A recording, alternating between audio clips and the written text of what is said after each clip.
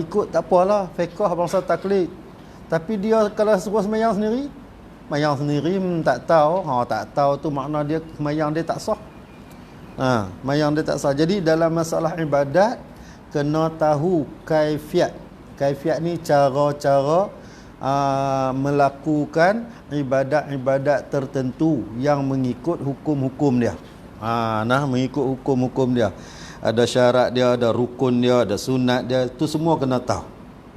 Jadi dalam masalah pasal hari ini menyatakan ain najis dan kaifiat menghilang akan dia ain najis. Macam mana cara nak menghilang akan ain najis? Bermula dhabit najis. Tanda-tanda najis iaitu apa dia najis tu? Engkau kata najis yang kita nak bicara ni apa dia? Bermula sekalian binatang, suci sekaliannya, makna dia semua jenis binatang asal masalah. Dia nak cerita hak asal masalah dia, suci sekaliannya bila? Pada ketika hidupnya. Pada ketika hidupnya semua binatang itu suci. Tapi dia ada istisna sana, ada pengecualian. Makna dia tak ke semua terus. Ada juga yang tak suci masa hidup dan mati dia. Mana musannif kata melainkan, istisna, pengecualian daripada disebut semua. Sekalian ni makna dia kesemualah. Sekalian tu makna kesemua jenis binatang. Asal masalahnya hukumnya adalah suci. Binatang apa pun semua suci. Melainkan makna ada pengecualian. Tak semua suci. Ada yang tak suci. Apa dia yang tak sucinya? Iaitu pada masa hidupnya dia tak suci dan juga pada masa matinya dia tak suci. Dia dihukumkan dengan najis. Apa dia? Iaitu anjing dan babi. Dia patut sebut babi kasar, sebut khinzir.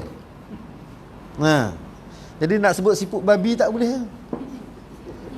Sebut khinzir. Aduh. Dah memang sebutan dia, bukan kita. Dia jadi kasar sebab kelaziman kita duk dengar orang buat apa? Orang maki, betul tak? Dia berasa kasar. Orang maki orang. Maki orang babi. Tu jadi bahasa kasar lah. Sebenarnya babi nama bagi sejenis binatang. Nama bagi sejenis binatang yang disebutkan oleh orang Melayu. Yang dalam bahasa buku dia, bahasa sains dia untuk orang Melayu ni, babi tu nama dia khinzir. Dulu sampai tak boleh sebut JE penyakit apa? Daripada mana? Daripada khinzir. Macam itulah kita dah. Naknya babi. Babi dan khinzir itu sama saja. Jadi kedua-duanya bagi mazhab Syafi'i sama ada hidup ataupun mati najis. Bahkan dihukumkan najis yang paling berat, iaitu najis mughallazah. Yang lain, binatang yang lain semua suci asal masalah dia. Asal dia masa dia hidup semua suci. Jadi apa-apa binatang pun masa hidup suci, melainkan anjing dan babi. Tapi bila dia mati, maka semua binatang yang mati bukan dengan ibadat, bangkai. Semua binatang yang mati bukan dengan ibadat, jadi bangkai. Apa benda pun, maka bila jadi bangkai, najis. Tak kira lah, lembu pun mati bukan dengan ibadat, bangkai. Ayam mati bukan dengan ibadat, bangkai. Habis tu nak bagi tak jadi bangkai lagu mana? Mati dengan ibadat. Tu sembelih. Sembelih dengan syarat-syarat. Bukan min pakai sembelih gitu je. Jadi orang yang tukang sembelih, yang duk sembelih, wajib belajar. Orang perempuan boleh tak sembelih? Boleh tak? Kalau kita dulu tak boleh lah tu. Orang dulu orang perempuan tak boleh sembelih ayam, pegang pun tak boleh. Tu jadi kesilapan kita. Sebab tu kata kesilapan, kita memperbaiki kesilapan. Boleh belaka. Nah, tapi bila dah ada orang lelaki, bagilah kat orang lelaki. Tugas dia, kerja dia. Tapi kalau tak ada orang lelaki, orang perempuan sembelih, boleh sah apa tu. Syarat dia mengikut syarat-syarat yang ditetapkan. Maka sembelihan itu tidak menjadi bangkai. Sembelihan yang binatang yang boleh disembelih yang tak jadi bangkai kalau mati dengan sembelih ni ialah binatang yang halal pada makan. Makna dia ada pula binatang yang tak halal pada makan. Tak halal pada makan. Bila tak halal pada makan, sembelih pun tak jadi halal. Sembelih pun tak jadi halal. Makna dia tak boleh makan. Tapi tadi kata suci. Nampak tak? Semua binatang suci masa dia hidup. Nah, tapi bila dia mati, ada juga yang jenis haram, tak boleh makan. Haram pada makan. Haram pada makan. Nah, jadi dia bila jadi bangkai, maka najis dia. Nah, binatang yang tak jadi bangkai, sembelih, mati dengan sembelih, dia tak jadi najis walaupun kulit, walaupun tulang. Lembu, tulang lembu tak jadi najis sebab mati dengan sembelih. Tulang ayam, tulang tak jadi najis. Sebab mati dengan sembelih. Kulit dia kita buat kulit lembu, kita sembelih buat apa ni, baju, boleh tak? Boleh. Buat beg duit boleh tak? Boleh. Dia suci. Suci sebab mati dengan sembelih. Tapi ada binatang yang kalau sembelih pun tak jadi halal. Makna dia tak boleh makan. Kalau dia mati tetap bangkai. Maka sekaliannya jadi najis. Melainkan bila kita nak guna pakai dia, wajib samak. Ni dalam ngaji bab najis ni dia pecah. Kan? Terpecah. Binatang bangkai. Contoh dia, kulit buaya. Boleh makan tak buaya? Boleh tak? Buaya boleh makan. Kalau dia tak makan, nak hidup ke mana? Kita yang tapi di Indonesia ada makan daging buaya tau. Tak nampak? Cina iyalah, ni di Indonesia. Kan? Tukang jual dia siap pakai tudung je. Sate daging buaya. Allahu akbar. Sebab tu kita bila kita mengaji ikut mazhab, ikut mazhab, ada binatang yang boleh makan, ada binatang tak boleh makan. Bewok boleh makan, bewok? Tak boleh, haram. Kan? Haram makan bewok. Jadi pengharaman makan bewok ni, pengharaman makan bewok, makan tupai, binatang-binatang yang diharamkan oleh syarak bagi mazhab Syafi'i ni ialah sebahagiannya diambil daripada qiyas. Selain daripada ambil daripada hukum yang Allah Ta'ala tetapkan, sebahagiannya ambil daripada qiyas. Contoh setengah-setengah macam kita. Bewok tak boleh makan di sini, tapi bewok padang pasir boleh makan. Dop. Bewok sini pun dop juga. Tapi tak boleh makan. Haram. Sebab apa? Ada perkara yang dihukumkan dengan tak boleh makan sebab di tempat tu orang keji, orang tengok geli, orang tengok kotor, orang tengok najis. Tak boleh makan. Ada setengah tu tak boleh makan, dihukumkan dengan sebab apa? Sebab binatang ni makan dia menyambar. Tu kita mengaji bab ni kena mengaji. Ada binatang yang dia makan menyambar. Burung. Burung lang lagi, burung raja udang. Raja udang tak bisa tengok yang duk tangkap ikan di sungai, warna hijau, warna biru. Bangau tak menyambar, dia turun patut dalam ayak tu. Boleh? Bangau boleh? Kancing baju boleh? Boleh. Bangau boleh. Cuma bangau ni dia makan lintah. Bangau makan lintah, jadi dia daging dia busuk sikit. Burung bangau. Bangau kancing baju dia busuk sikit sebab dia makan lintah. Boleh makan? Boleh. Tapi burung raja udang tak boleh makan. Biasa tengok raja udang. Kan dia warna biru, merah tu kan. Dia nanti menyambar ikan. Menyambar. Burung lang tak boleh makan sebab dia mengoyak makanan dengan paruh. Jadi ini semua di dalam hukum-hukum mengikut mazhab-mazhab. Nah, jadi kita sebab tu duduk atas mazhab ni untung. Ni kalau kita ni contoh mazhab Hanafi. Mazhab Hanafi. Lembu halal makan. Halal makan lembu. Okey? Tai lembu tak najis. Macam mana? Tai lembu tak najis bagi depa.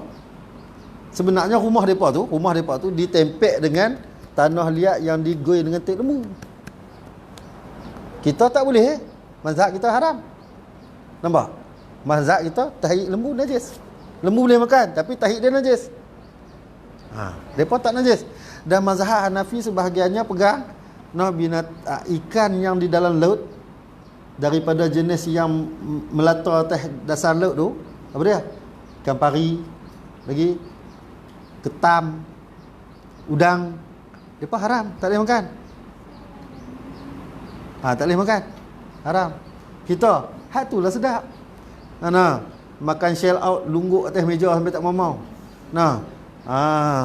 Orang makan lantalam, kita lungguk atas meja tu kira makruh makan ni. Makruh. Makan tak beradab. Adab Islam tak ada. Dalam talam tak apa. Tapi nak buat macam mana? Sebab apa? Sebab hak ni kita nak kata tak boleh. Pasal apa? Bila kita pergi buka puasa di Mekah, dia hampak plastik atas tu, dia main tuang berok. Balik main dia pun main buat di sini atas meja, dia makan. Bawa kolej lagi cebok tu dia berok tuang. Kita pun tu dia ambil gambar shell out. Makan makanan. Jadi ada makanan yang kita boleh makan, mazhab lain tak boleh makan. Mazhab Hanafi tak boleh makan. Tapi bila depa main duduk di Malaysia, semua boleh makan. Dulu depa tak makan, tapi kebanyakan depa tahan dengan mazhab depa. Jadi benda-benda ni semua ni yang dikatakan kena tahu kaifiat. Tak kelahi dah. Masalah kita ni bila kita tak tahu kita kelahi. Hak ni yang sebab tu kita suruh kita belajar mengaji supaya kita tahu, supaya bila tahu tak gaduh kelahi. Kita faham ni mazhab depa. Tak apalah. Ni mazhab depa. Ni mazhab kita. Beza. Berbeza pendapat dalam mazhab ni adalah satu rahmat. Ini mudah. Mudah aja. Jadi tapi di sini ni kita nak membicarakan perkara yang berkait dengan najis. Kait dengan najis. Jadi ada binatang semasa hidupnya dihukumkan dia suci. Semua. Melainkan anjing dan babi. Bila hidup pun dia tak hukum suci. Apatah lagi mati. Anjing dan babi. Dia dihukumkan dengan najis. Baik. Bila dia dihukumkan dengan najis, dia pula najis yang berat, najis mughalazah. Binatang hak yang hidup tadi ni semuanya suci. Kora suci, bewak suci. Suci masa dia hidup. Jadi kalau dia bersentuh dengan kita, tak wajib basuh. Tak wajib sebab dia suci. Kecuali di badan dia ada najis. Kan? Badan dia ada najis, sentuh kita kena basuh. Tu makna dia. Makna dia suci masa dia hidup. Korang main naik duk meliti atas kaki kita ke, main duk jilat kaki kita ke, kan? Najis tak? Tak najis. Tak wajib basuh sebab dia bukan najis. Tapi bagi kita kalau korang siap buh nama pergi korang taik. Biasa dengar? Orang Kedah macam-macam. Macam-macam. Dulu korang duk dalam telaga taik tu. Duk korang taik panggil. Dia jadi nama macam-macam. Tapi sebenarnya dia masa hidup tak najis. Masa dia hidup dia tak najis. Tak najis di sini makna dia bukan boleh makan. Selagi kita kata tak najis boleh makan pula. Bukan perbicaraan, sebab tu saya cerita tadi hak bicara makan, ni bicaraan dia ni nak mengenai dia najis ni bersentuhan dengan kita ke tak ke sudut tu. Jadi kalau anjing dan babi masa dia hidup, mazhab kita bersentuhan dengan dia dihukumkan najis, bersentuhan dengan bekas dia dihukumkan dengan najis, bersentuhan dengan ayak yang ada pada dia yang dia kena. Tapi syarat dia yakin. Dia pijak tahun tu, lopak tu ada ayak. Kita tahu, nampak dia pijak. Maka ayak tu najis mughalazah. Nak habaq najis dia ni masa dia hidup tang mana bila sahih nyata nampak dia bersentuhan dengan kita, maka hukum dia najis, anjing dan babi masa hidup. Nah, bukan setakat dia je, bukan setakat anjing dan babi je, keturunan dia semua najis, walaupun keturunan dia tu kambing. Manalah tahu ibu anjing beranak keluar anak kambing. Nak bagi apa? Jibing. Ambing. Nah, nampak? Boleh tak? Dia najis. Boleh makan tak? Tak boleh makan. Haram.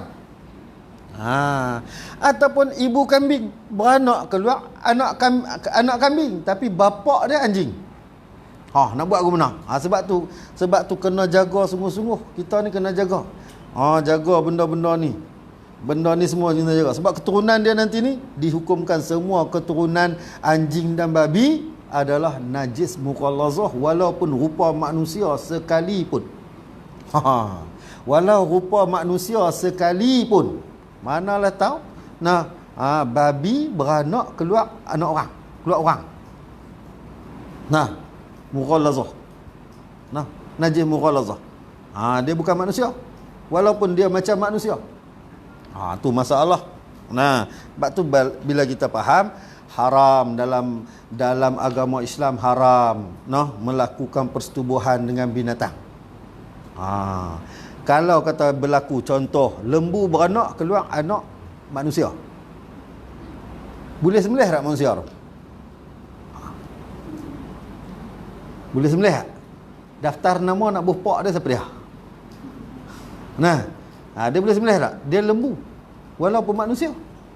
Nampak? Sebab tu kata kalau kita tengok Islam larang dari awal dah. Tapi hak ni lah yang orang kapiak duk buat bagi jadi orang jadi celaru. Nah, Islam larang semua benda dah cantik dah, tengok elok dah. Nah, baik, jaga. Nah, kita kena jaga. Ni masalah suci ni. Baik. Bermula segala juzuk bangkai. Dia baru nak cerita. Tadi asal masalah dia semua binatang suci, kecuali anjing dan babi. Semua binatang suci masa hidup, kecuali anjing dan babi. Tapi bila dia mati, semua binatang yang hak suci tadi ni, bila mati bukan dengan ibadat, maka hukum dia bangkai. Tu baru kita boleh masuk tahun ni. Semua binatang, semua jenis, tak kira lah apa pun, yang mati dia, bukan dengan sembelih. Ibadat ni sembelih lah, bukan dengan sembelih, dan bukanlah ia daripada binatang yang dihalalkan makan. Bila dia mati, kalau binatang halal makan pun bukan mati dengan sembelih, maka dihukumkan bangkai. Apatah lagi binatang yang diharamkan makan. Mati dia jadi bangkai, keseluruhan bangkai. Jadi bangkai ni kata musannif, bermula segala juzuk. Juzuk ni segala bahagian, segala anggota, segala benda daripada satu bangkai tu. Semua, tak kira lah. Iaitu juzuk, segala juzuk bangkai tu najis sekaliannya. Ada contoh kita panggil ayam. Mati. Mati. Ayam kena hawak mati. Mati habis. Sayanglah ayam mati, sembelih. Boleh tak? Tak boleh, haram. Sebab mati, bangkai. Bangkai. Baik. Dia jadi bangkai, bukan makna mati dengan sembelih, maka sekalian juzuk dia, bulu ayam, kulit ayam, daging ayam, kuku ayam, kaki ayam, pedai ayam, semua najis. Najis. Boleh dah nak ambil bulu ayam, nak buat bulu tangkis, boleh tak? Boleh. Tapi wajib samak. Wajib samak. Wajib samak sebab dia bangkai. Bila dia bangkai, dia wajib samak. Kalau dia bukan bangkai, binatang yang halal makan, kita dituntut saja untuk bersihkan kotoran dia. Kotoran dia bersih je. Baik. Jadi dia juzuk pada bangkai apa sahaja, semuanya dihukumkan najis. Macam itulah lembu. Lembu mati accident. Kemudiannya orang tahu lah bila dia mati aksiden takkan nak ambil makan, tak ambil jual, tak ambil ni lah. Tak kecuali penyamun yang tak ada agama ni. Ya, sebab tu lembu, tuan-tuan lembu ni dia kena reti. Nah, dia takut nak kena bayar, dia biar lembu tengah-tengah orang tu tak ni. Lembu aksiden petang ni. Nah, pagi esok pergi tengok tinggal kepala dengan tulang. Nah, paha kawan lari habis dah. Pasal apa? Ada juga orang yang bangsa tak ada agama, dia pi lapah, dia pi jual. Nah, jadi hak ni pun masalah. Jadi tuan lembu ni bila lembu dia mati ke apa ke, pilah tanam, usaha tanamlah, jangan duk taruh. Duk bagi orang buat dosa apa dah lah kita biar bagi dosa dah. Nu kereta orang langgak kita duk biar lembu kita jalan, kata orang langgak kereta orang rosak apa rosak, kita takut nak kena bayar hak kereta orang rosak, sekali dengan kita biar bagi orang curi pula. Nah, tu pun jaga. Jadi kita nak buang benda ni macam mana? Tanam cepat-cepat. Tanam cepat. Tapi sayang, orang nampak apa? Kulit boleh guna. Betul tak? Kulit boleh guna. Jadi dia pun ambil kulit, jemuk-jemuk, lepas tu pergi buat gendang raya ke, gendang kompang ke, gendang apa tak kira buat. Tapi dia tak samak, haram. Nah, najis. Hukum dia najis. Dia kena samak. Samak ni nanti kita baca mengaji bab samak lah, dia akan cerita samak. Nah, jadi tu binatang yang halal. Binatang yang halal. Nah, baik. Jadi semua juzuk daripada binatang yang mati sebagai bangkai adalah najis sekaliannya, melainkan ada juga yang bangkai bukan najis, melainkan bangkai manusia. Bangkai manusia bukan najis. Jasad manusia ni bukan najis. Nah, tengok sebab tu kita ni sunat menghormati manusia ni, menghormati walaupun jenazah itu orang kafir. Macam Nabi pada ketika duduk dalam halaqah bersama dengan sahabat, nampak orang Yahudi usung mayat nak pergi tanam, mangkit berdiri tanda hormat. Kita dak kesalahan kita apa dia? Bila bangkai bukan orang Islam ya, siap. Dia haram. Laqad karamna bani Adam, telah kami angkat, kami jadikan mulianya jasad anak-anak Adam. Makna dia tak kira Islam ataupun kafir, jasad tu mulia. Kita tak boleh hina dia. Kita panggil bangkai sungguh. Kita ni pelik sikit, bangkai. Apa salah kalau kita panggil jenazah ataupun mayat? Bangkai ni kadang-kadang bunyi serupa binatang. Tak payahlah, sebagai tanda hormat. Ini kita nak abang kata, manusia bangkai ataupun manusia yang mati tu tak dihukumkan najis. Tubuh badan dia bukan najis. Dan juga bangkai binatang yang mati yang bukan najis ialah ikan. Ikan. Dan juga belalang. Ni sabit dengan hadis Nabi SAW lah, ikan dengan belalang ni. Sabit dengan hadis dan sabit dengan ayat Quran, bangkai manusia apa semua suci ni, semua benda yang bersabit. Kalau tidak, ulama tak kawat masuk di dalam kitab. Dia ada dalil dia. Jadi 3 jenis ni adalah suci. Sudut mana? Sudut hubungan dengan kita. 3 ni. Tapi 2 boleh makan, 1 tak boleh makan. Bangkai manusia tak boleh makan. Pasal apa? Pasal sedap. Orang tua-tua dulu kalau hak sedap, dia mana bagi anak dia makan. Sedap. Wallahu alam lah. Tapi kita hukum Islam tak boleh makan. Tetapi dunia perang, tak ada makanan, habis tak ada apa dah. Yang ada kita dengan sahabat kita meninggal, mati, tak ada apa dah. Atas muka bumi ni tak ada. Semua kena bom habis, bakar habis dah. Jangan kata tikus pun tak lintas, apa pun tak lintas, tak ada dah. Yang ada dia. Kalau kita ni habis dah, kalau tak makan mati. Agak-agak nak makan tak? Nah, agak-agak nak makan tak? Nah, tu macam itulah. Diharuskan. Nah, haruskan. Tapi bukan untuk kenyang, untuk hidup. Lepas pada hidup ya. Nah, macam itulah daging babi pun. Jangan pergi duk kiah tak kena tempat pula daging babi. Nah, dia habis dah, tak ada apa dah, yang ada babi ya. Tengok-tengok mana tu perang tinggal babi zalai duk tergantung sekok. Habis orang semua mati, binatang mati apa tak ada, tinggal zalai duk tergantung sekok. Nah, babi. Ada hak tu ya? Nah. Masa tu kalau tak makan mati. Jadi terpaksa makan. Terpaksa makan tu makan, tapi bukan untuk mengenyangkan. Nah, makan untuk meneruskan kehidupan. Hak tu baru betul. Ni piduk kiah tak kena. Nah, kiah tak kena, jadi boleh jadi maksiat pula. Boleh buat maksiat. Oh, tak boleh. Kena kiah bagi betul-betul. Baik. Jadi manusia tak boleh makan, ikan boleh makan, belalang boleh makan. Biasa makan belalang? So no, sedap. Depa bakar sedap no, bau wangi belalang ni no, panggang pun, goreng pun wangi. Belalang kunyit. Nah, belalang kunyit. Nah, bakar bau wangi ya dia, kan? Mai tua tak lalu makan.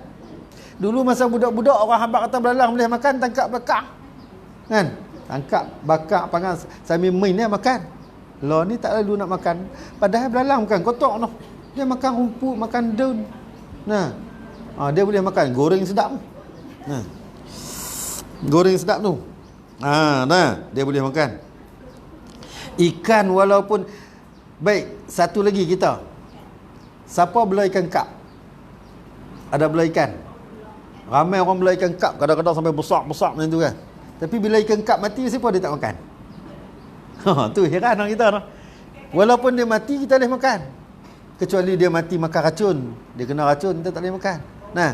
Nah, sebenarnya ikan walaupun dia dah mati, boleh makan. Selama mana dia tak busuk, makan lah. Nah, tapi kita belah tak gamak nak makan. Saya jumpa ramai ikan kap mati, dia pergi buang. Mati, betul? Tak makan. Tu nampak tak? Tu kata ikan kap apa, ikan kalui tu, kan? Belah teruk-teruk bagi besar tak makan. Pasal apa? Kita jadi tabiat. Kita berasa, satu berasa sayang, satu kita berasa kita tak gamak, lepas tu berasa tak biasa dah. Pasal kita belah. Nah, padahal yang kita ikan mai daripada sungai, mai daripada laut, buat mai kita mati siapa tu lah. Nah, mati nak duduk tak darat, mati siapa tu, tapi kita tak makan pun. Hak yang kita belah di rumah tak makan. Padahal tahu dah hak tu makan sucinya, bersihnya. Mak, nah ini tabiat kita. Jadi benda-benda tabiat ni kadang-kadang dia menyalahi dengan hukum. Nah, kadang-kadang menyalahi dengan hukum. Jadi kita ni nak perbaiki benda-benda yang kadang-kadang menyalahi hukum. Tu kita duk ngaji, duk ulang kaji. Ni pakak reti belaka dah. Semua duk ngaji belaka dah, tambah berkat Allah. Orang mengaji ni untung sebab dia mengaji banyak tok guru. Orang mengaji lagi alim pada orang hak duk baca kitab ni. Saya tolong baca ya. Saya tolong baca ya. Nah, saya tak pandai, tak. Ya? Ulat dalam kayu. Baik. Kalau di kita jijik tak dia? Jijik tak? Berasa jijik tak dengan ulat? Kalau di tempat kita ni kita berasa jijik betul tak? Tak gamak. Nampak ulat pun kaki nyuk. Rasa geli dah. Kita rasa geli dah kan? Jadi dia hukum dia bergantung kepada setengah tempat. Kalau di tempat ni orang jijik dengan makanan tu, walaupun dia suci, haram makan. Tapi di Sarawak kan, pergi cari lagi. Cari siap goreng lagi, siap makan lembek-lembek duk ni, dia lemak kan, ulat kayu, ulat sagu, dia lemak kan. Boleh makan hidup-hidup lagi. Nah. Kita jijik tak? Kita jijik. Maka bila tempat kita ni jijik, ini guna kiah pada kawasan ni. Di sini orang jijik tengok ulat nak makan, maka hukum dia haram. Jangan makan. Saat lagi keli riuh dah. Jadi fitnah. Jadi ni kaedah. Tapi di Sarawak boleh makan. Terpulang kalau kita lalu makan. Nah, tak lalu makan jangan makan. Ni pun satu soalan elok. Pasal apa? Kalau pergi Sarawak, pergi rumah panjang, dia 2 jamuan yang dia akan bagi kita. Nah, pertama sampai kena minum tuak. Tuak ayak nira. Nah, bila ayak nira boleh minum, tapi bila tuak haram minum. Walaupun setitik. Sebab dia dah jadi arak. Nah, dia dah jadi arak. Bila jadi arak haram walaupun setitik. Jadi jamuan yang ni kita tak boleh ikut, walaupun beradat depa macam ni kita tak boleh. Minum haram. Nah, minum haram. Gagah minum juga, tahulah. Nah, jadi haram. Dia tak boleh. Lepas tu benda-benda ni dia semua kita kena faham lah keadaannya. Jadi binatang ni pun macam tu juga. Bukan semua di tempat ni haram tu. Tak. Ada musang boleh makan. Musang, salap kan? Musang king. Aduh, musang king. Musang king tu dia kena lepas duri dululah nak. Musang di Malaysia memang tak boleh makan. Ada musang salap di belah Turki, belah Suria tu boleh makan. Nampak? Jadi kita kena faham situasi setempat, keadaan macam mana ulama nak menghukumkan situasi setempat tu. Dia ada makanan yang ada binatang yang boleh makan, ada binatang yang tak boleh makan. Ni sudut halal haram makan dia. Tapi sudut najis dan tak najis, suci ataupun tak suci, dia bergantung kepada jenis binatang. Gantung. Jadi apa jenis dia? Semua binatang suci masa hidupnya kecuali anjing dan babi, tapi semua binatang bila mati saja yang bukan daripada mati dengan sebab sembelih ikut ibadat, maka najis belaka, bangkai belaka. Jadi kita nampak dah pembahagian dia, nampak terang. Dihukumkan najis. Kecuali manusia, ikan dan belalang. Baik lagi. Dan kata musannif, dan bermula juzuk yang bercerai. Tadi tak kiralah mana-mana pun, bila mati saja binatang tu bangkai. Bila bangkai, semua juzuk di badan dia adalah najis. Tapi ini tak. Bermula juzuk, bahagian-bahagian ataupun anggota yang bercerai daripada binatang yang hidup. Daripada binatang yang hidup. Iaitu hukum dia. Contoh. Siapa lagi kita tengok dulu hukum dia. Iaitu hukum dia seperti bangkainya binatang. Pada hukum najisnya juzuk yang bercerai tu. Yang bercerai tu nak dihukum apa? Hak bercerai daripada binatang yang hidup dihukumkan bangkai. Makna dia pada kaedah najis, semua juzuk pada yang cerai tu bangkai. Di sinilah kita nak nampak satu hukum yang jarang kita perasan. Bercerai daripada badan walaupun binatang tu hidup, maka cerai saja yang tu dihukumkan bangkai. Manalah tahu contoh belah lembu banyak, nak sembelih sayang, jinak-jinak belaka. Tapi teringin nak makan sup ekor. Lembu duk tidur pergi kerak ekor. Tak mati dah tak? Tak mati. Balik masak sup. Makan sup ekor. Boleh tak? Haram. Bangkai. Lembu ni tak mati, duk hidup. Pergi kerak paha sebelah. Kerak buat balik mai. Lembu hilang paha sebelah. Buang paha sebelah pun tak mati-mati lembu ni pun. Nyawa dia. Ambil daging, makan. Hukum dia haram. Tu dia nak abaknya ni.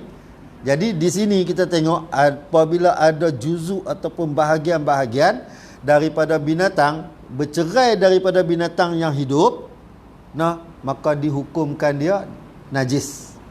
Najis.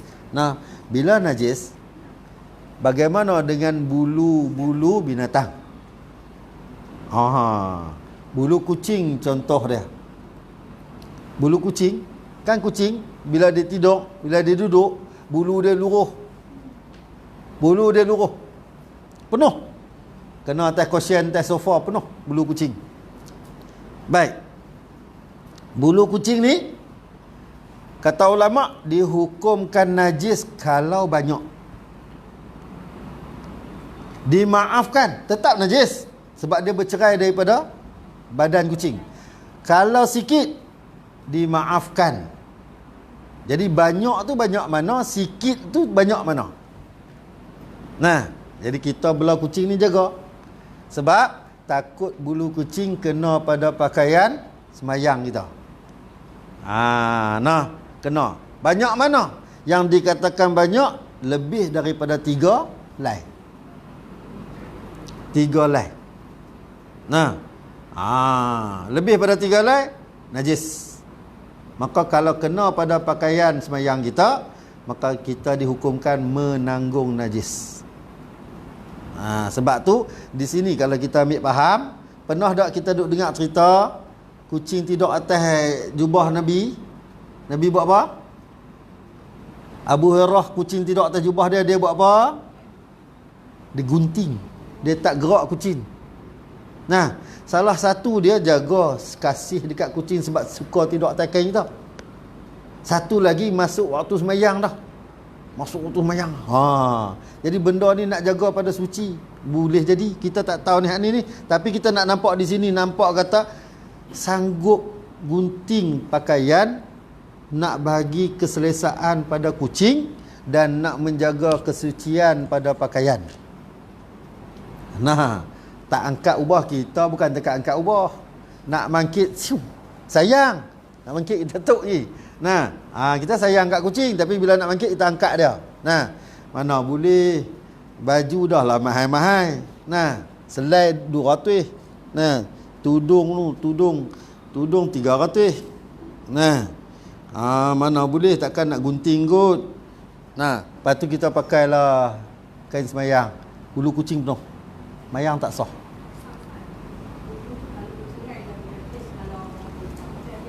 Ada tak najis kat badan dia, tak najis. Dia ni yang masalah di sini bercerai antara badan binatang yang hidup dengan anggota dia, sama ada bulu ataupun sebagainya, bercerai daripada badan dia.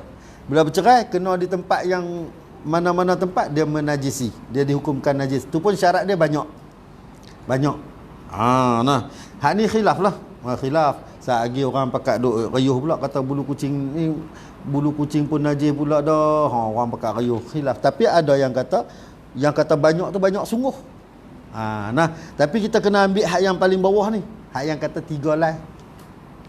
Ihtiyat, belah jaga-jaga. Belah berjaga-jaga. Lebih baik kita ambil yang belah jaga-jaga ni.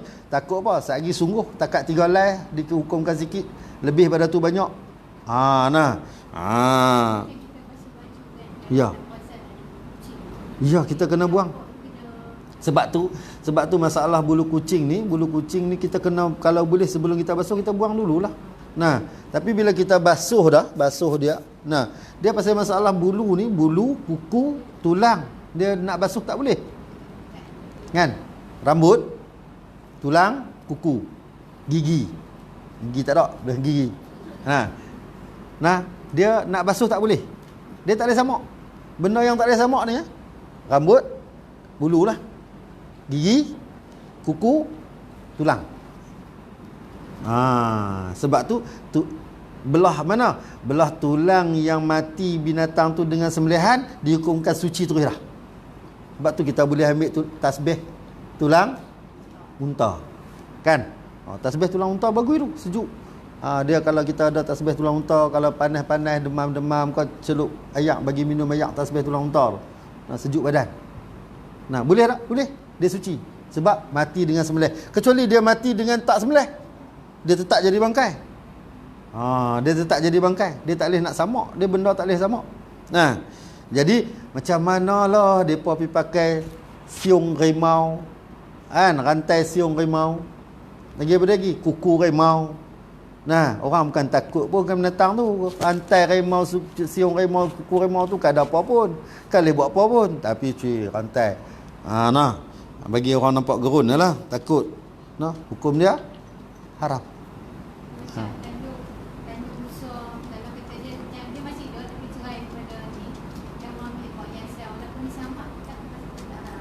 Dia kalau diceraikan pada ketika hidup tu, dia jadi bangkai. Okey, jadi kita kena basuhkan dia, kena bersihkan dia, samakkan dia. Samak, buang dia punya kekotoran tu. Nah, tapi tanduk rusa yang orang duk buat perhiasan ni orang sembelih. Daripada binatang yang disembelih tak apa. Tak apa. Tu belah suci dia lah. Ya. Dia bulu biri-biri dah dibasuh siap. Kalau tidak dia tak boleh jadi benang yang bersih. Basuh tu dalam kaedah samak lah.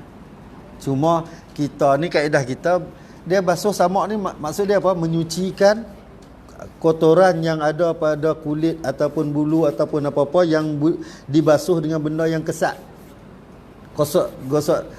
Kalau kulit tu ada daging-daging, nak buang daging-daging yang membusukkan tu. Tu samak. Lepas tu kalau dia daripada jenis bangkai, kan kita cuci kulit dia, buang dengan contoh gosok dengan garam ataupun dengan kepasiak ataupun dengan buah manjakani, kita gosok keluar habis semua yang lemak-lemak yang kotak-kotak tu. Macam tu juga bulu kambing semua tu kan, buang habis semua yang kotak-kotak keluar ni, maka dilalukan pada dia air 3 kali sekurang-kurangnya lalu ayak 3 kali. Orang panggil cucuk ayak. Selesailah masalah samak tu. Selesailah masalah samak, senang je.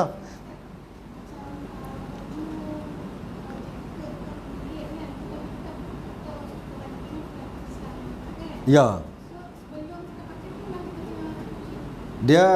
Kita kena pakai macam ni lah. Pakaian tu tak akan boleh buat kalau dia tak bersih, tak suci. Mesti dia basuh. Macam beg, macam kita beli beg kulit, lagi apa, tali pinggang kulit kan, dia mesti kena basuh, buang semua tu dulu. Bila dia buang tu makna dia dah telah samak lah. Cuma bukan dalam kaedah orang Islam samak. Kita sama mudahlah macam tu lah. Tapi dia masuk semua dah, ayak 5 lapis dah dia lalu nak cucikan semua tu. Mana dia dah sama. Cuma bukan dengan kaedah kita. Jadi kalau kita ambil basuh dia habis sebam kan. Beli beg kulit balik main basuh. Jadi tak kena lah. Dia tak kena. Kita husnuzonkan dengan dah telah basuh. Dia basuh dah, mesti basuh. Ya dah hilangkan semua. Tu maksud dia dah sama dah. Boleh dah kita guna dia. Baju pun buat daripada kulit terus kan, kulit terus, bulu binatang tu ada lagi tu. Kalau tak bersih mesti busuk. Dah bersih dah tu, mana dia dah buang dah semua yang mengotori, yang membusukkan dia, buang dah. Tu samak lah tu. Tu samak. Kecuali yang tak boleh, walaupun samak, kulit babi dengan kulit anjing. Tak boleh walaupun samak. Sebab dia najis muqallazah, kekal najis dia. Pasal masa hidup dia najis, mati dia pun najis. Tak kira lah apa daripada juzuk dia, semua najis. Jadi samak pun tak pakai. Tapi binatang yang lain, asal masalah dia suci. Kecuali dia mati bukan dengan sembelih, dia jadi bangkai. Bila jadi bangkai, wajib kita sucikan dia dengan samak. Itu je. Selesailah. Serigala, dia kumpulan anjing. Ada sebahagian serigala bangsa musang. Kan? Sebab tu serigala ni dia nama dia wolf. Wolf ni kalau kita tengok makna dia lebih kurang musang makna dia. Kan? Dia masuk 2 kategori. Dia bangsa musang yang makan binatang lain ni. Tapi dia kategori anjing juga. Dia anjing. Kita hukum dia anjing hutan. Anjing laut pada nama sahaja. Dia bukan anjing. Dia nama. Di dalam laut ni ada semua yang ada di darat. Dia pada nama sahaja anjing laut. Sebab di laut ni singa laut ada, gajah laut ada. Semua ada. Rama-rama laut pun ada. Semua ada. Jadi di laut ada apa yang ada di darat, tetapi yang dihukumkan anjing dan babi itu ialah yang di darat. Yang di darat, yang di laut tak ada. Tak dipakaikan dengan, walaupun nama dia anjing laut.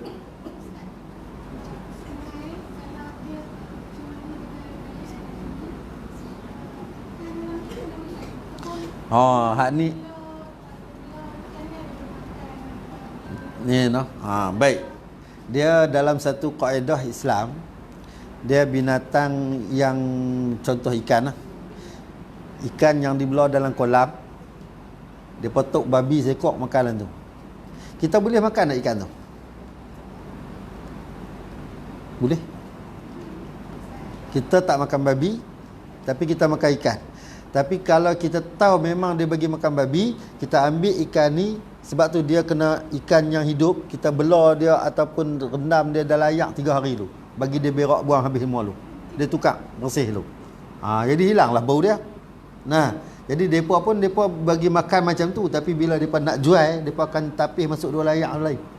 Kalau tidak orang tak akan beli, busuk. Orang tak akan beli. Nah, memang makan sihat lah. Sihat sungguh. Tengok ikan keli. Ikan keli kepala orang pun dia tukar, jangan buat main-main. Kan? Tapi makanan dia apa dia? Tapi sebelum depa nak jual makan, depa mesti kena bersihkan dia dulu.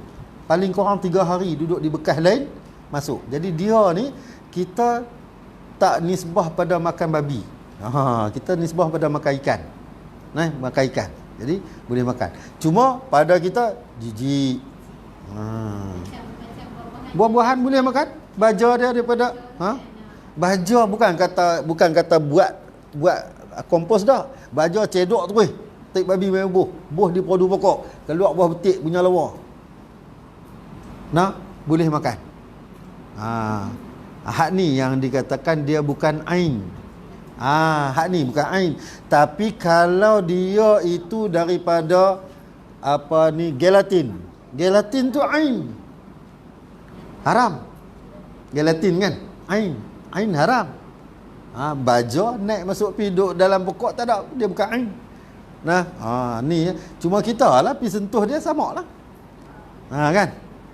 Ni tu kata najis. Jadi ikan yang makan makanan daripada yang haram, mukhallazah, kita boleh makan. Boleh makan.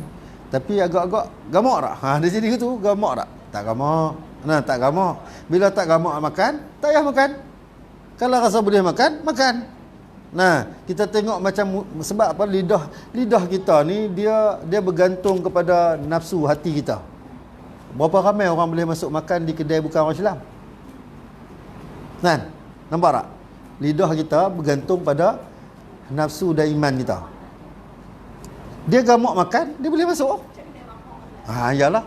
Saya tak nak gamak nak cakap. Lagi saya cakap dia. Macam kita ni bila kita rasa ada gamak nak makan, kita boleh masuk. Kedai siapa pun kita boleh masuk. Kita boleh duduk. Kita boleh minum. Tapi kalau di lidah kita tak gamak nak makan, di hati kita dengan iman kita nak jaga, kita tak akan masuk, tak akan makan. Kan?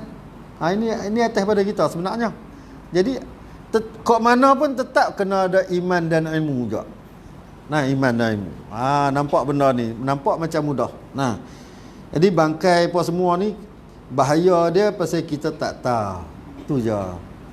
Sebab tu kita orang Islam wajib berusaha menyediakan sumber makanan untuk orang Islam.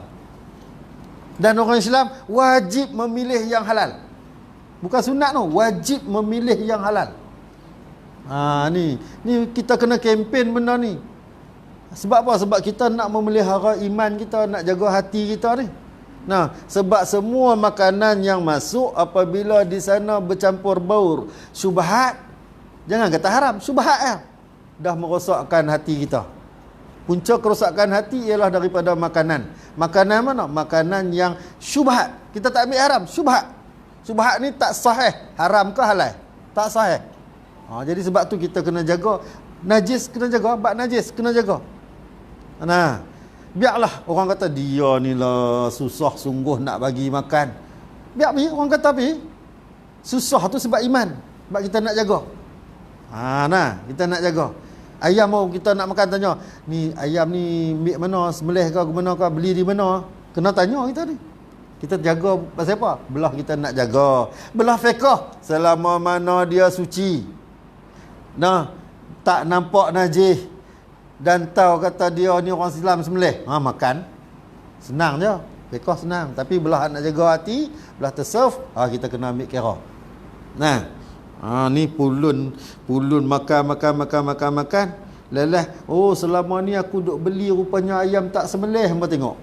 Lama dah kita beli. Kita beli di mana? Pasar Raya Cina. Kita kena fikir yang tu. Sebab tu kata mendahulukan Islam bukan kerana kita nak boikot mereka, tak. Kita mendahulukan perniagaan Islam kerana kita di sana hilang dah, dah yakin dah, tak ada syok lagi dah daripada suci dia. Halal. Nampak tak? Ni beza dia. Ni kita tak pakai celapak. Depa boleh jual murah. Kita jual RM7, depa boleh jual RM5. Tapi kita tak jaga ni. Ni yang jenuh ceramah. Jenuh ceramah dalam YouTube penuh tu. Sebab tu? Sebab apa? Sebab makanan. Kena jaga. Halal haram kena jaga. Dia daripada masalah najis, bila tak kenal masalah najis habis. Baik. Nah, dia bila dihukumkan juzuk yang bercerai daripada binatang hidup, iaitu seperti bangkainya belah hukum najis dia dan sucinya. Nah, sucinya mana? Belah juzuknya. Dia hukum bangkai. Bangkai belah bangkai pada hukum najisnya dan sucinya.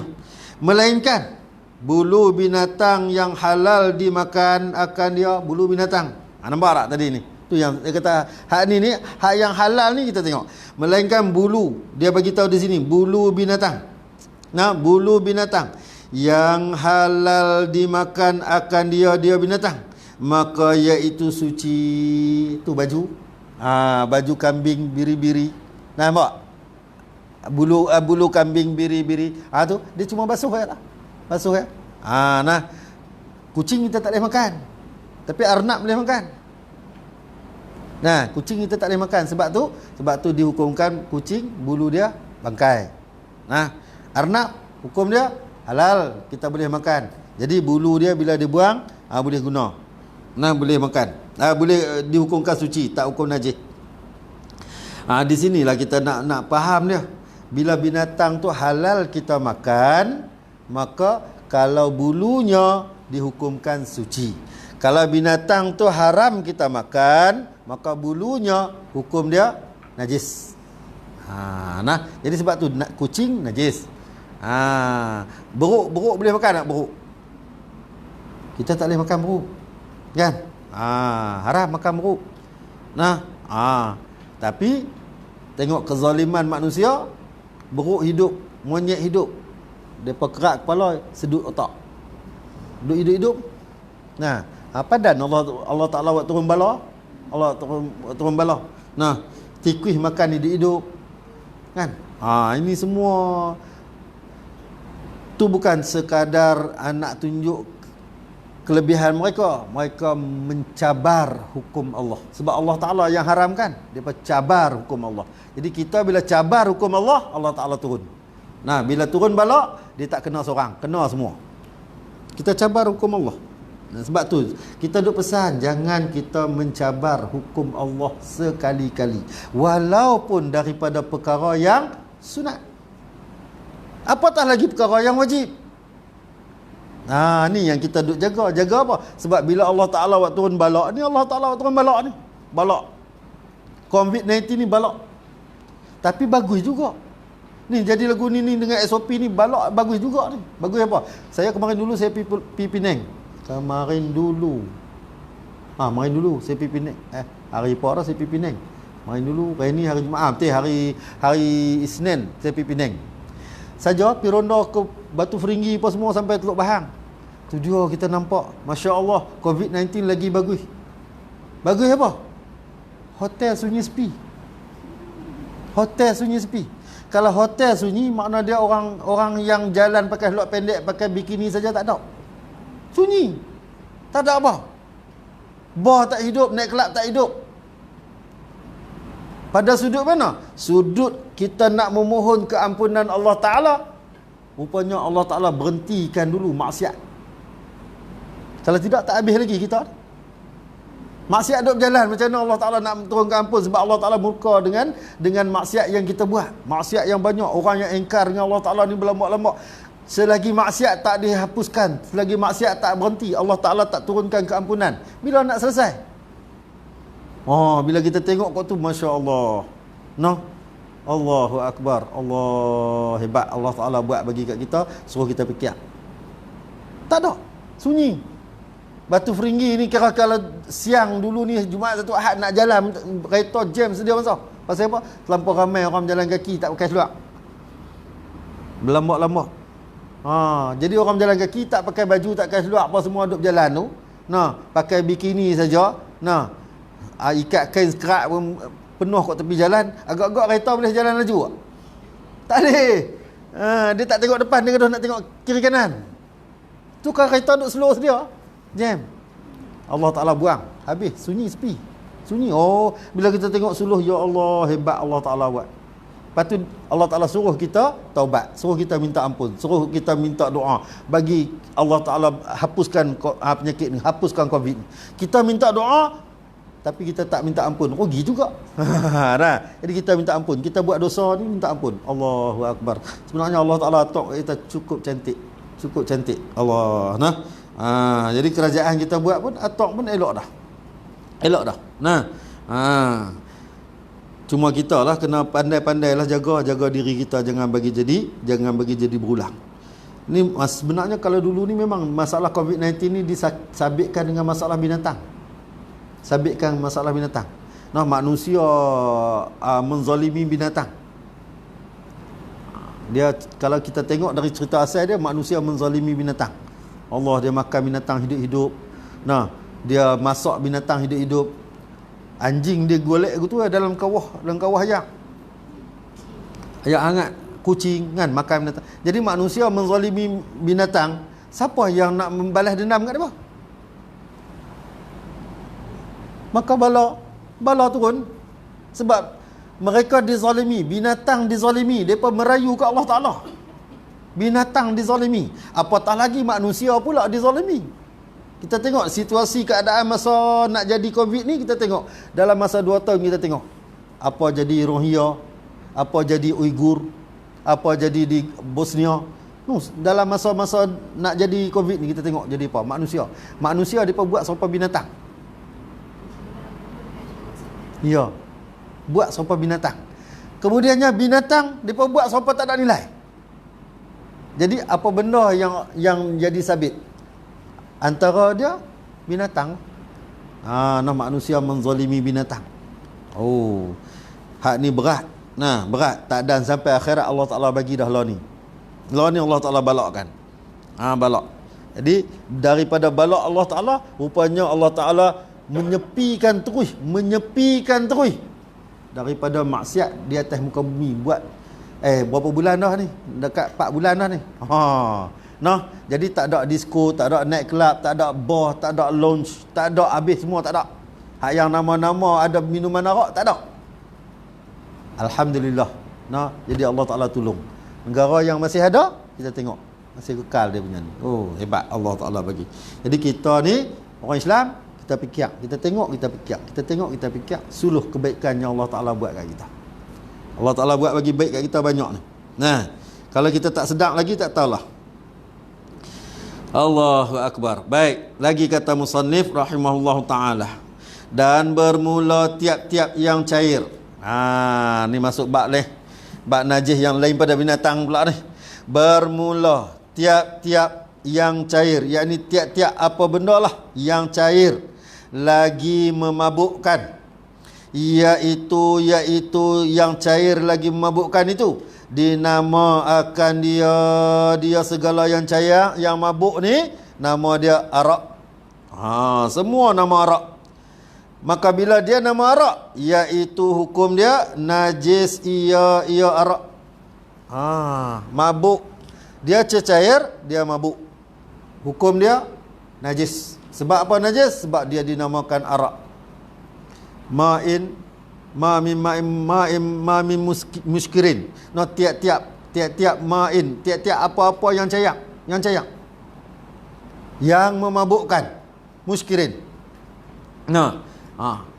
Semua benda tak kira lah yang cair memabukkan, agak-agak apa benda. Tapi lo tak ada mau, sebab tu bila hadis Nabi Allah, Nabi habaq siap-siap akhir zaman nanti orang minum arak yang bukan nama arak. Tu ada hadis Nabi dah. Orang minum arak tapi tak nama arak. Orang minum yang memabukkan tapi tak dinamakan dengan arak. Cuma masih kekal yang ada lah ni tuak. Tuak tu nama arak lah, nama bagi arak. Nah, samsu tak ada. Samsu. Nah, dia ada samsu haram, samsu halal. Nah, dulu di Lunas, siapa bisa ingat kejadian di Lunas? No? Minum samsu haram. Boleh pun nama samsu haram. Samsu bila pun haram sebab dia arak. Nah, samsu haram ni sebab tak ada lesen. Nah, 31 orang mati. Nah, tahun tu saya duduk hospital, saya kena operate. Saya duduk hospital Kulim, hospital lama tu lah. Hospital Kulim dulu duduk satu wad. Saya duduk wad satu, duduk depan tu. Satu wad. Ujung kali ada pagar. Semua orang gila. Nah, jadi kita dah duduk sekali dengan orang gila. Cuma kita tak gila, mereka gila. Nah, duduk wad.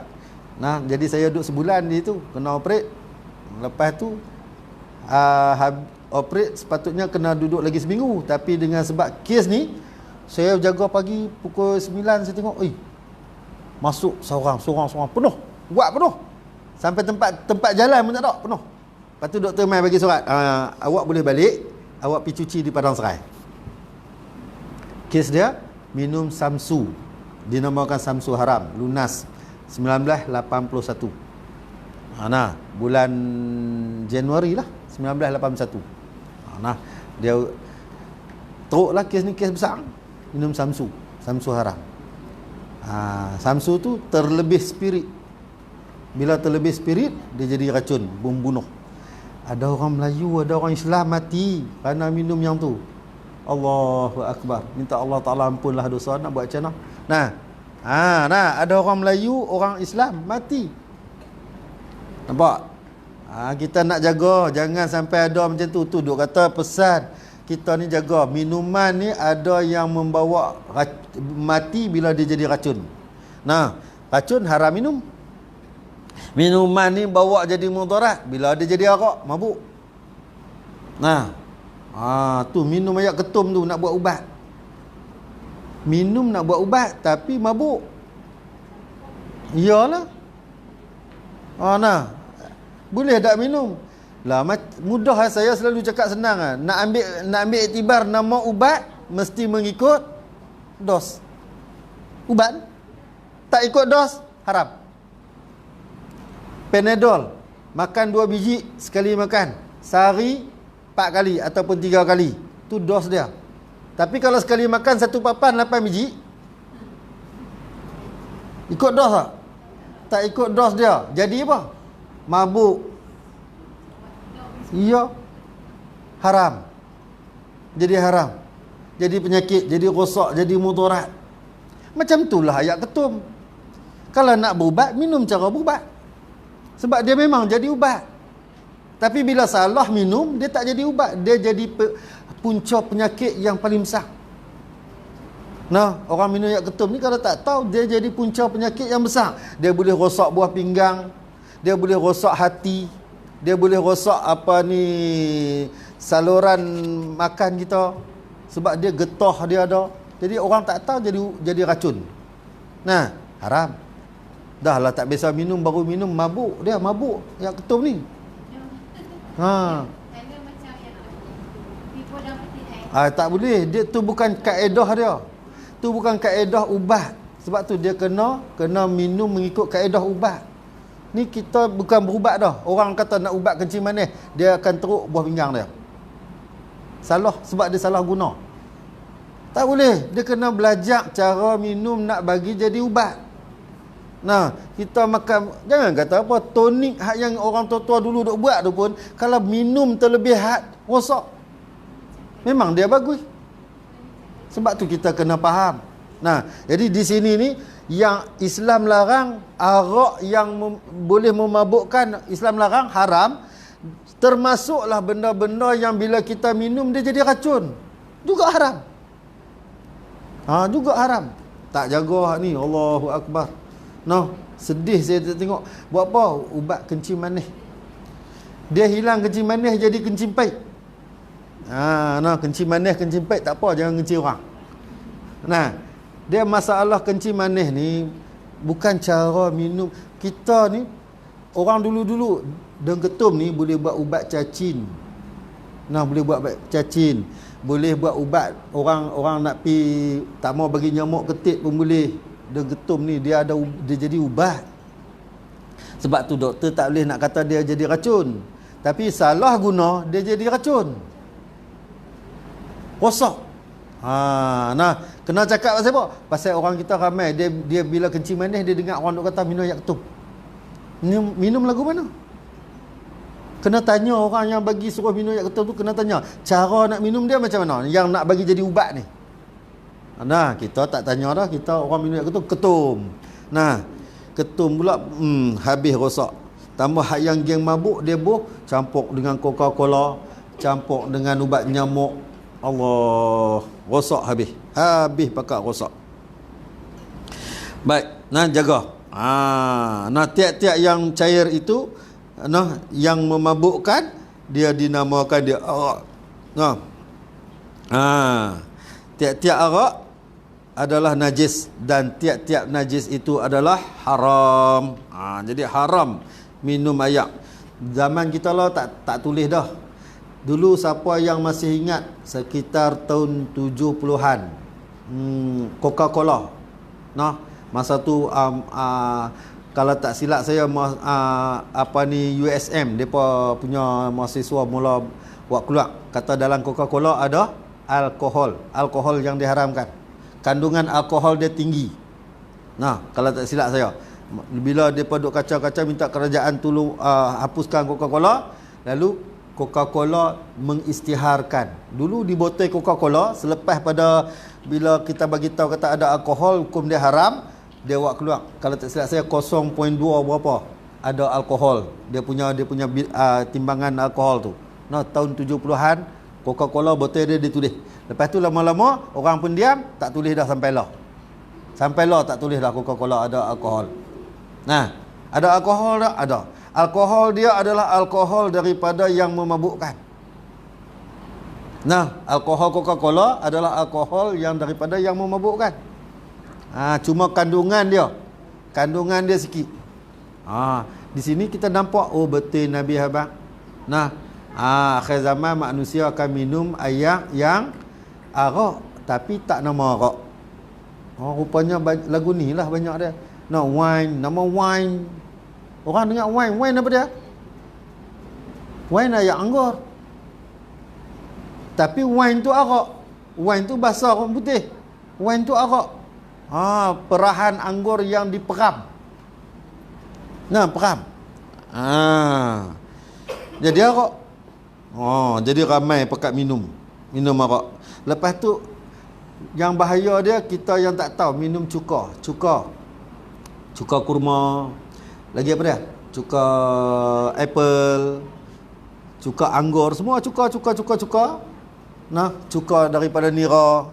Baik. Cuka ni sebelum dia jadi cuka, dia mesti jadi arak dulu.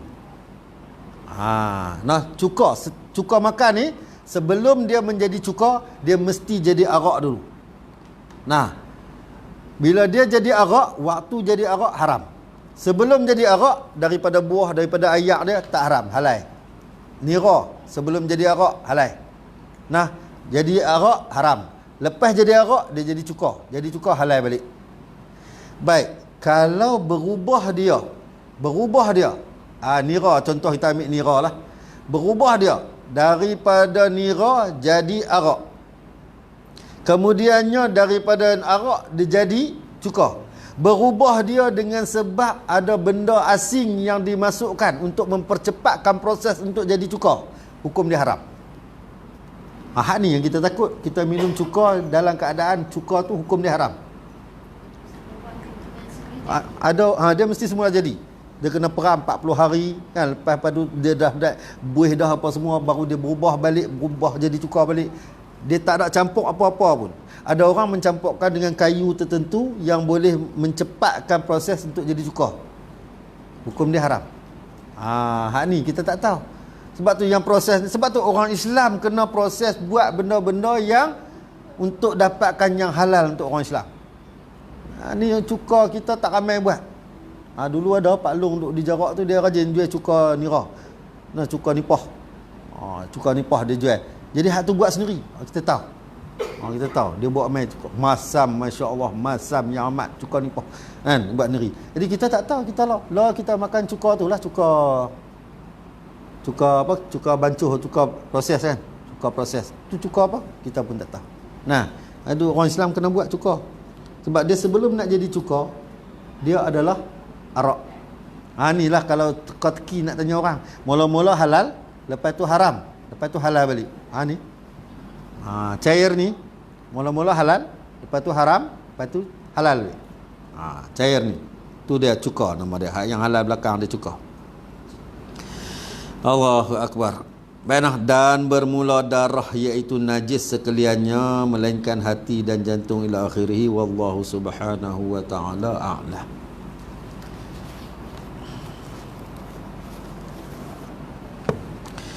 Allah.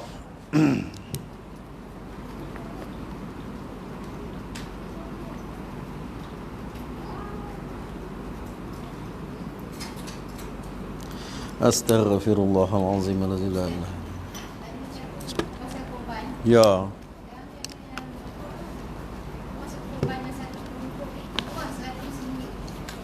Macam mana?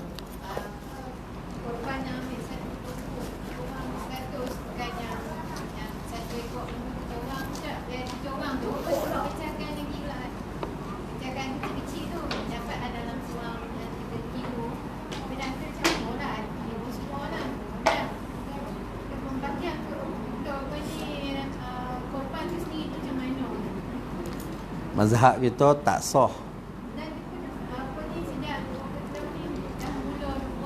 Sebab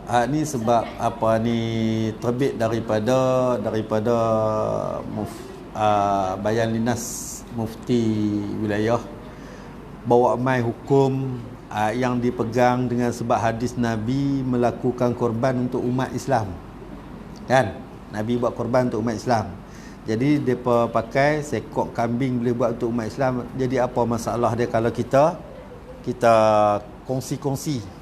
Nah, dalam mazhab Syafi'i, korban hanya boleh dikongsi seekor lembu 7 orang. Dia tak boleh bahagi pula daripada satu bahagian tu pecah pula, tak boleh. Tak sah bagi mazhab kita ni. Jadi kita tu kena habaq, kita nak buat tu no. Ya. Tu. Ya.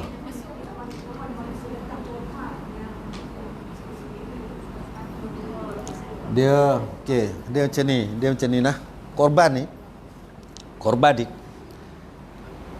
bila kita buat korban ni adalah termasuk di dalam sedekah.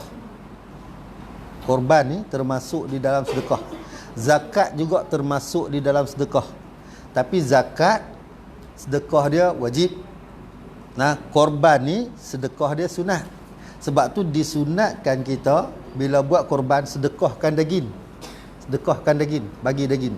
Jadi mazhab Syafi'i pula dia membahagikan kaedah satu bahagian korban ni dibahagikan kepada 3 seorang tu dah dia bagi 3. Satu bahagian sedekah, satu bahagian hadiah, satu bahagian diri sendiri. Tu yang kita buat tu, yang mazhab Syafi'i buat ni. Jadi tak daklah masuk di dalam satu bahagian tu dibahagi pula kepada beberapa orang yang nak buat. Ni mazhab Syafi'i dia tak pakai yang kita campur-campur. Sebab dia sekok lembu hanya boleh dikongsikan bahagian korban ataupun akikah dia 7 orang. Lembu, kerbau, unta bahagi 7 orang saja. Ni mazhab Syafi'i. Kambing sekok seorang. Kambing sekok seorang. Cuma dalam satu khilaf ulama ambil daripada penafsiran hadis Nabi buat korban ni untuk semua ulama umat dia. Dia kata jadi apa? Kita bolehlah ambil sekok lembu kongsi-kongsi. Kongsi-kongsi. Jadi ini banyak khilaf dia berlaku banyak. Jadi orang namakan dia macam-macam. Kalau nak kira khilaf ni banyak, ada mazhab yang tak ni dah. Korban ni boleh buat dengan ayam pun boleh. Kan? Jadi kita ni, kita bukan tak mau pegang khilaf, cuma kita ambil belah yang hak mazhab kita. Belah mazhab kita. Belah mazhab kita sekok 7 orang. Tak boleh kongsi dah. Sekok. Jadi kita kena ambil yang sebelah boleh meyakinkan kita belah sah ibadat. Kita kena cari jalan nak buat ibadat yang kita boleh yakin ibadat kita sah. Belah mana sah? Kita tengok perbicaraan ulama mazhab kita. Sah belah tu. Jangan kita pergi ambil belah mazhab lain yang kita pun tak tahu sah batal, sah terima tak terima untuk kita. Jadi hak yang duk jadilah ni, masalah lah ni, kita buat tu bukan mazhab kita tu. Bukan mazhab kita.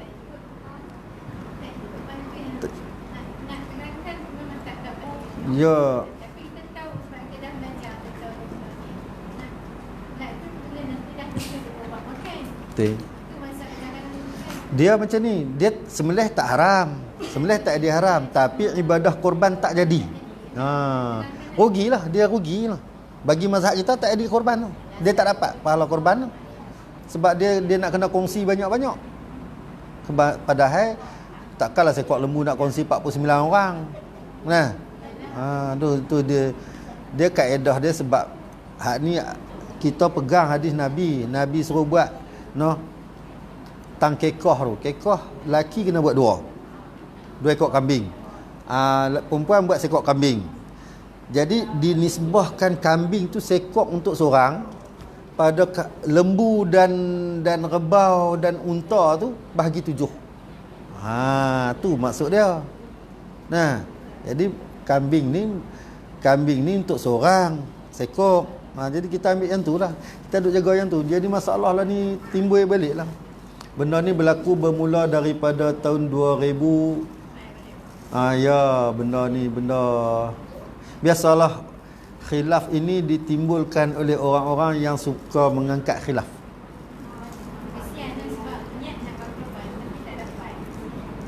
Dia boleh, dia kata daripada yang boleh ni sebenarnya macam ni, kita dalam satu rumah seorang buat cukup dah. Tu maksud dia kifayah. Tu yang makna korban sunat kifayah tu. Kifayah tu bila dalam satu rumah buat seorang, hak lain tak sunat dah. Lepas dah sunat kifayah dah, lepas dah tertanggung semua dah. Tu yang boleh bagi tu.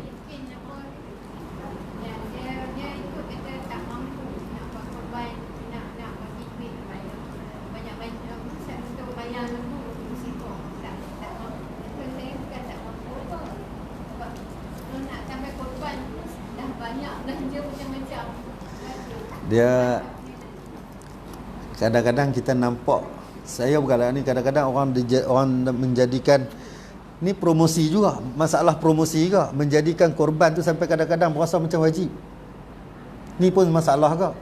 Dia punya promosi korban, kita seumur hidup kena buat juga. Dah tak ada nak buat apa. Kena buat juga, bagi ada juga korban. La ilaha illallah. Kita jangan, dia jadi satu paksaan pula untuk orang, sampai orang miskin berasa, aku ruginya, padahal dia layak dapat korban.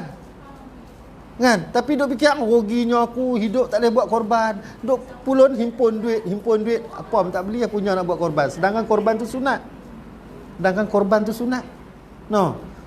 Dia bukanlah nak kata, sebab tu kita kena faham, dia sunat kifayah ni maksud dia apa? Korban yang pertama-tama yang kena buat ialah bapak di dalam rumah seorang. Tu sunat kifayah. Selesai, hak lain tu tak apa dah. Tak kalau tak buat pun tak apa dah. Faham yang tu selesai. Pak buat dulu, seorang dah cukup dah. Pak buat dulu. Kita tak buat korban, tak boleh buat bagi kat orang. Selesailah masalah kita.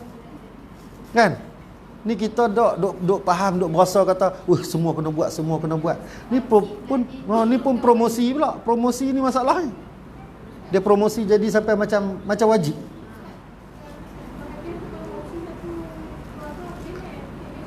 Dia tak payah kongsi, seorang je. Mazhab kita ni tak payah kongsi. Mazhab kita ni satu keluarga, pak buat.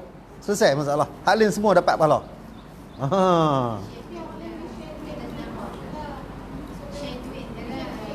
Tak boleh. Mazhab Syafi'i ni dia tak bagi lagu tu. Pak saja. Dalam rumah pak saja yang utama. Anak bagi duit kat pak apa? Anak buat ni. Hak tu tak apalah. Kita buat 7 namanya. 7 nama. Dia dalam mazhab kita ni dia mau keutamaan. Dia bagi keutamaan tu sunat kifayah tu.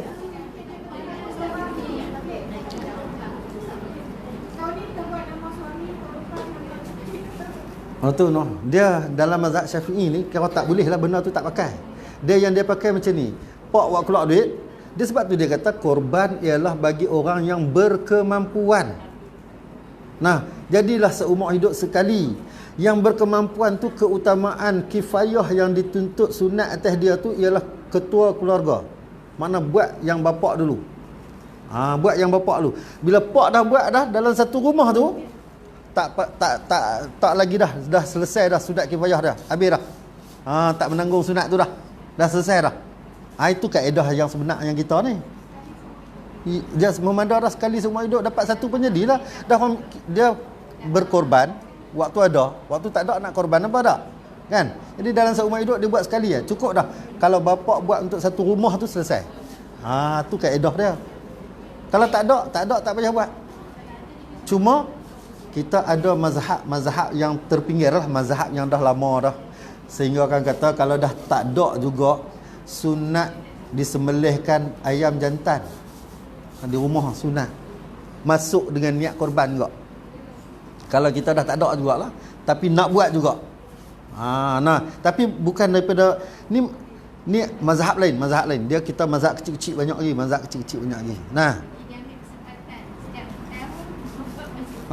Dia jadi satu kewajipan pula esok ni. Dia bahaya tu. Sebab benda tu sunat, nanti dia akan jadi wajib. Tahun ni kita kutip buat atas mopak. Tahun depan kita kutip atas momak pula. Tahun depan kita kutip, dia jadi satu kewajipan pula esok. Tu sebab tu kita kena faham kaedah hukum ni. Sebab dia benda sunat dia jadi wajib bila nazar. Kalau tak nazar tak jadi wajib. Jadi kita jangan tekankan sampai dia jadi satu nazar, ataupun bila nazar kita tak boleh makan pula. Satu keluarga tak boleh makan. Tu macam kata, tahun ni kita buat, tak apa, tahun ni kita kutip duit, kita buat pok. Kutip duit, buat pok. Siapa yang punya korban? Siapa yang punya korban? Dia ni berkorban dengan harta yang kemampuan kita. Bagi orang yang ada harta. Tak ada, nak buat macam mana? Tu kaedah dia. Kaedah dia.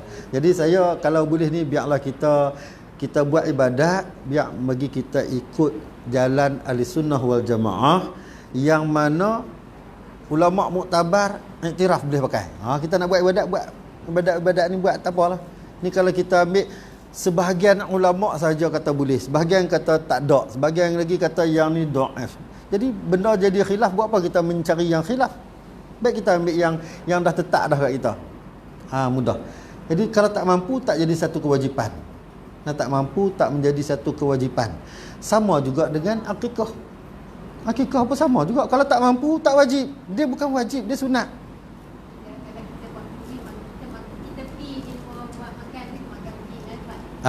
Dia sembelih sah. Dia pun buat kenduri suruh makan tu duduk lagi makanlah. Kalau dia bagi gearbox kita pulung dia habis lagi. Cepat gearbox. Makan lagi sedap. Tak, kita khawatir macam ni dalam kaedah kita ni, kita khawatir ibadat kita tak diterima sebagai ibadat pada nama dia. Contoh kita buat ibadat korban tapi tak diterima pada jalan kaedah yang kita buat. Tak diterima, rugilah. Ini zaman ibadat yang sia-sia. Jadi kita nak keluar daripada khilaf ni, daripada khawatir ni, kita buat ikut yang muktabar. Senang. Tu kaedah dia. Keluar pada khilaf ikut yang muktabar. Betul tak? Betul lah.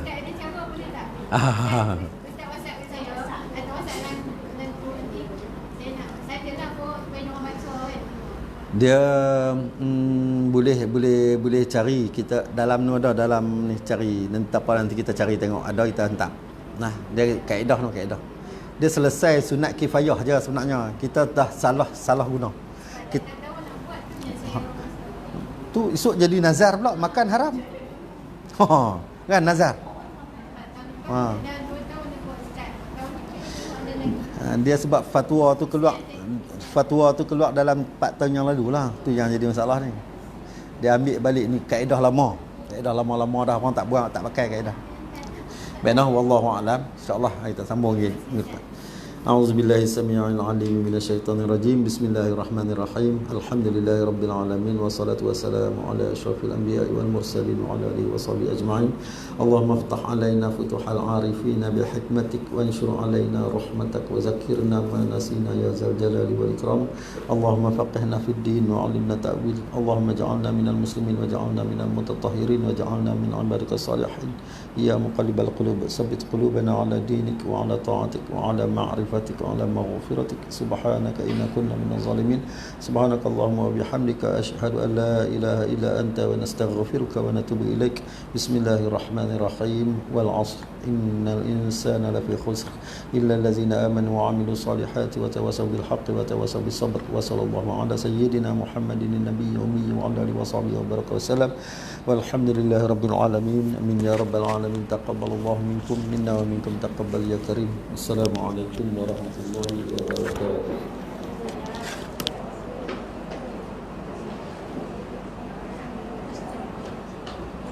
Assalamualaikum Kak Moh, ke salam Kak Ustaz. Waalaikumsalam Dia di KL. warahmatullahi wabarakatuh.